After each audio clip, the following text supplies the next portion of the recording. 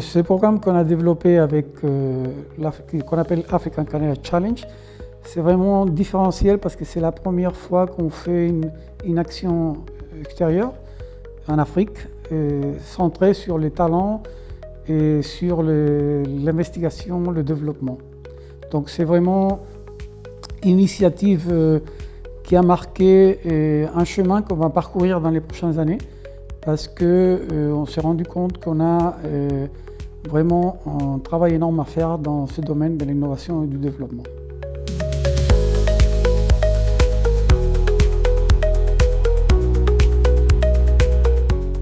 Donc les Canaries, c'est une région ultrapériphérique de l'Union européenne. C'est la région plus au sud de l'Europe, mais très proche au continent africain, la partie Afrique occidentale.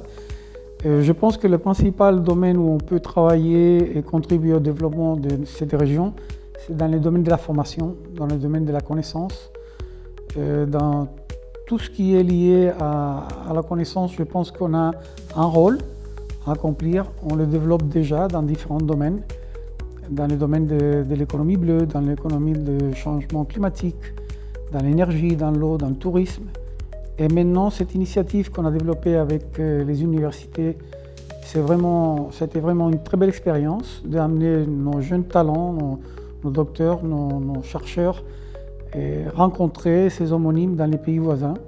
Dans cette occasion au Maroc, à l'université OM6P à Benguerir, et c'était vraiment une grande découverte qu'on va continuer à développer dans l'avenir.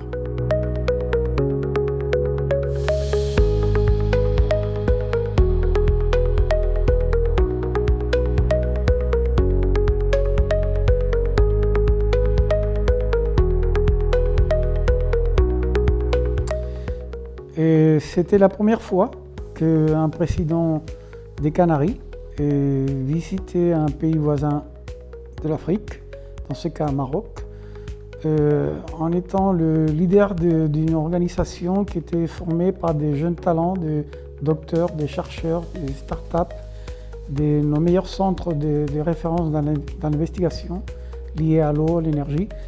Donc ça a été vraiment une mission qu'on peut appeler diplomatie scientifique qui s'est déroulée à l'université OM6P à Benguerir, au nord de Marrakech.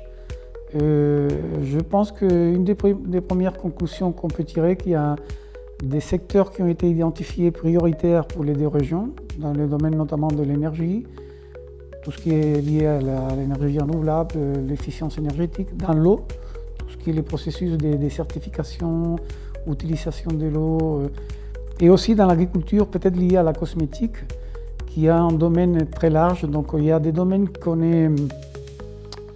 on a des intérêts communs et c'est là où il faut renforcer nos liens et essayer d'aller directement au-delà de l'investigation, de la recherche, au secteur productif, à la production, le contact avec les entreprises. Il y a des startups qui nous ont accompagnés aussi.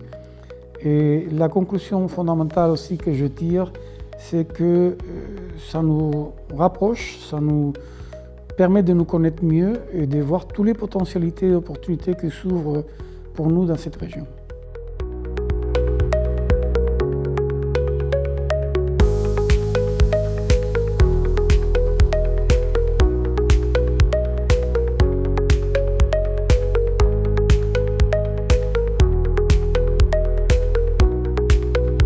Sincèrement, après cette première expérience, je pense qu'il faudrait renforcer toute notre promotion et nos relations avec nos voisins dans les domaines de la connaissance, de la recherche, du développement.